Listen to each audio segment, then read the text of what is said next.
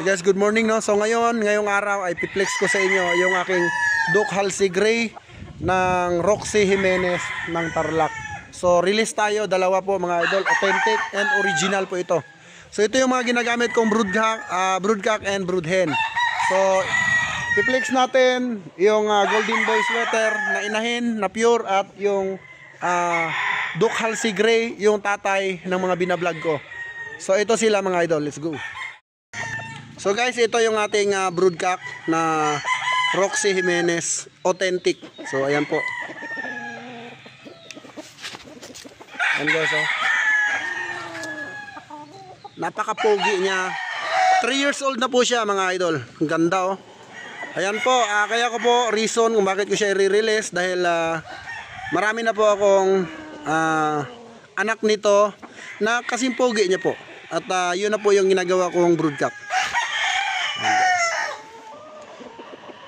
Mid toy station siya, napakalapad. Pwede nyo po itong pustahan ng malaki, no mga idol. So bawing-bawi po kayo dito pagka pinustahan nyo po ito ng malaki.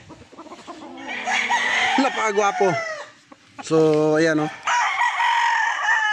Wow naman, napakabait niya pa mga idol. Silver gray, hats. Ayan, Duke Halsey Gray. Ito po yung kay Madam Roxy Jimenez ng Tarlac.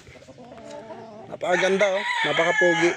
Tapos na pong maglugon mga idol Tapos na pong maglugon. Ayan, nagpapakinis na lang ng balahibo. Ayan. Kaka-out ko lang din ito sa breeding area at napakadami na nating itlog. No? So nakapag-produce na po ito ng maraming itlog. Maraming anak. Kaya yan, kayo naman, syempre dito sa GTP, share lang tayo, no? Share the blessing. Yan guys, oh, tignan nyo naman itsura. Kita nyo naman, walang kagalos-galos yung mga balahibo dahil hindi po yan binibitaw. Bawal po siyang ibitaw dahil siya po ay original at mahal ang bili natin, no? Pero 50% off po yung ating ibibigay sa ating mga client. At ito pa mga idol, pag yung sinama mo yung Golden Boy natin na inahin, ipapackage po natin, package deal po natin mga idol, no? So saan ka pa, may broodcock ka na, ayan, authentic pa. So tara mga idol, silipin natin yung Golden Boy na inahin. So guys, ito naman yung inahin na Golden Boy. Ayan po. Naitlog pa rin yan hanggang ngayon mga idol at may similya po yan. So kaya lang po natin ina-out kasi marami na po tayong palahi nito.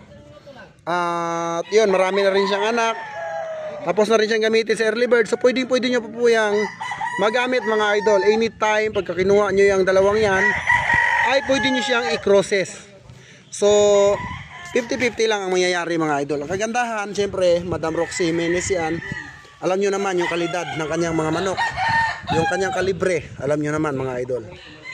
So, yun lang ating vlog for today. Maraming salamat. And, yun. God bless you all. Mga idol,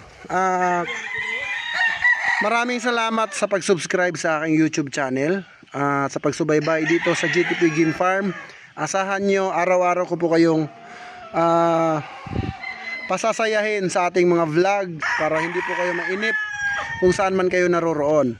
At yan ang lagi kong sinasabi, support your passion, no? Kung ano man yung nasa puso at isip mo, sundin mo nang wala kang hinihinging abiso sa ibang tao. Dapat ikaw lang yung masusunod kasi wala ka namang ibang dapat sundin kundi yung sarili mo talaga. So yun lang. Bye bye and God bless you all. Mabuhay ang bayang Sabongero.